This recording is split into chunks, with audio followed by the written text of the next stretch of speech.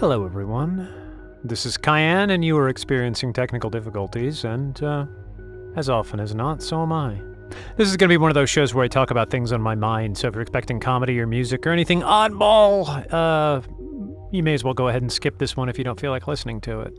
I'm not going to take up too much of your time here, but sometime about a week or so ago I posted on Facebook that I had lost a bunch of weight. I mean, the most weight I'd ever had lost. I was down to 161 3/4 pounds, down from my usual weight of around 230 to 250. And I was feeling pretty good, and I was looking better than I had in years. And I was going to have to stop my weight loss because any lower than 161 poundish area is probably unhealthy for a guy my size. And I got more likes and more reactions to that one post than I think I've ever gotten anytime I've ever been on Facebook. So if you do want a lot of reactions and or likes on Facebook, just post about weight loss or a picture of a kitten or a puppy, and you're good to go.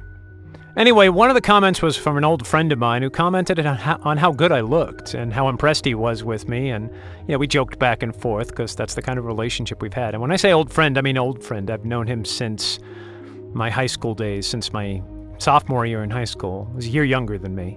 And, so it was just kind of cool. We chatted back and forth a bit. It was just, fun to connect with an old friend, even though I haven't seen him since, 1999, 2000, something like that. But he was one of those people I hung out with all the time, played D&D and Champions, and he was the guy who made me into a hardcore Doctor Who fan. I used to be just an appreciator of Doctor Who, but he said, no, you gotta watch all these episodes of other Doctors and stuff, and made me sit down and watch complete runs of shows, and that's what turned me into a really hardcore Doctor Who fan. Similar taste in music, sat around and listened to a lot of music, talk books, comic books. We worked together at a comic shop, that kind of thing. Just, old friend. When I moved away, he's one of those people who just, thanks to social media, you get to stay in contact with.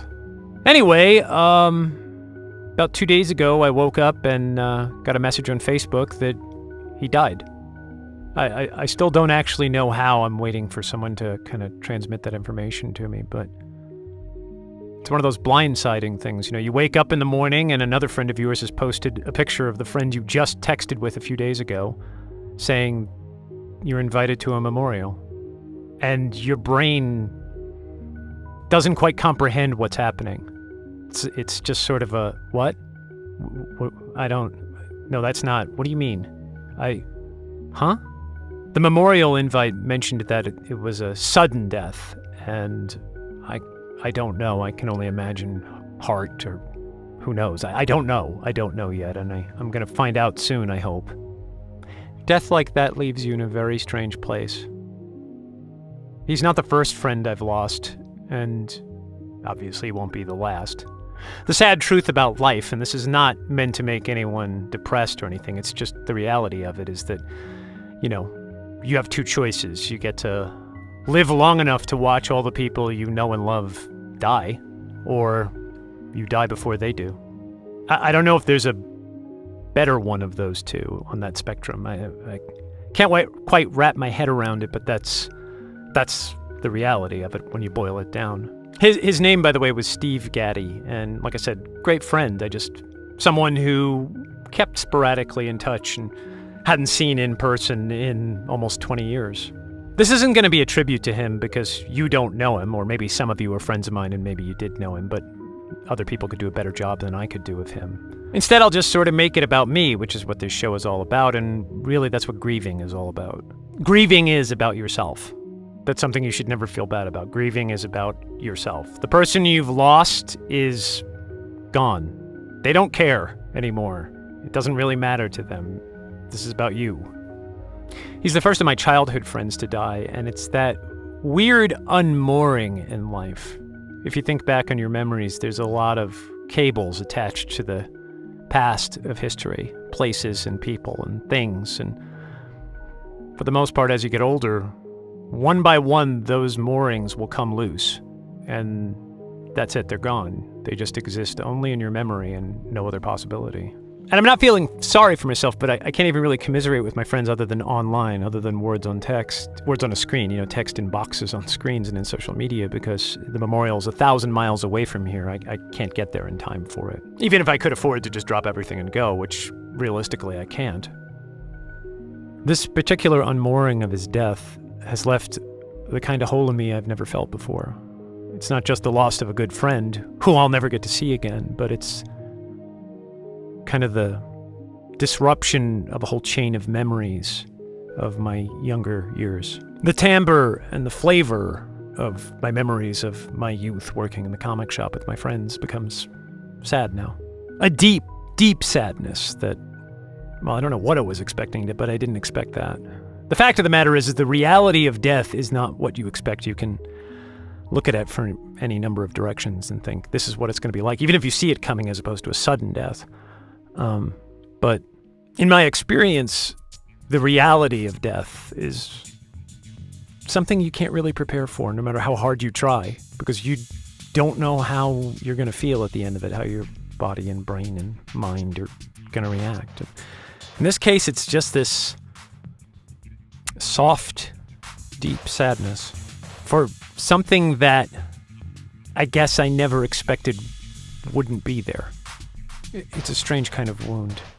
It's not something I've ever felt before, really. But unfortunately, it's something that I know I will feel again and again until, I don't know, I guess until it's my turn to go. I don't mean to bring anybody down here, really. I mean, that's not my intention of this. I'm just trying to express my feelings in lieu of doing comedy, which I can't really do right now because, last week I did 5 shows and I found out that he had died just before I finished the final show, and I was already in the process of recording that, and I decided, let me just set this weirdness, my friend's death aside, and let me finish what I started, because that's what I'm going to do. And in this case, because of the time and distance and the lack of contact and only using Facebook or whatever to say hi, I could do that. And I continue to do that because do just forget that this happened, because he's not there all the time. He wasn't there all the time. And then suddenly I'll just be reminded, oh yeah, he's gone. This is really weird. So, yeah, I don't know where this was going. Sorry. That's my way of processing it, just talking about it and expressing the things that, I don't really have any other way to express at the moment. So yeah, I'm not doing 5 shows of comedy this week. 5 in a row on top of recording the Christmas shows coming up is a bit much. I'm going to concentrate this week on doing more of the Christmas shows. I got to get them all done before a certain period of time before I leave on this long planned vacation I'm taking. And then I'll do hopefully another show on Wednesday and maybe another show on Friday. Try to do 3 this week, or at least 1 more before the week is up. And that way I'll give you guys something to listen to and do something to take my mind off it. It's healthy for everybody. Believe me, it's healthy for everybody. I'm sure. It must be. I don't know what I'm doing.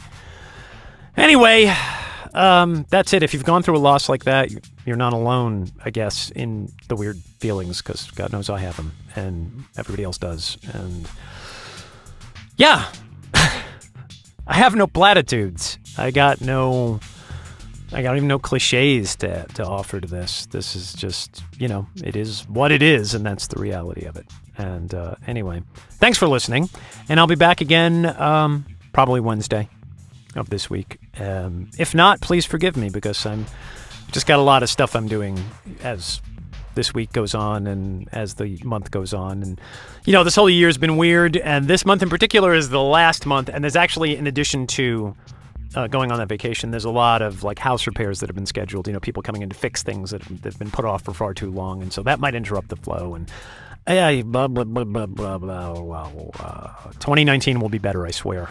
You know what? I'm never going to swear anymore. I hope 2019 will be better. So thanks for listening, and I'll talk to you guys soon. All right. Take care. Bye.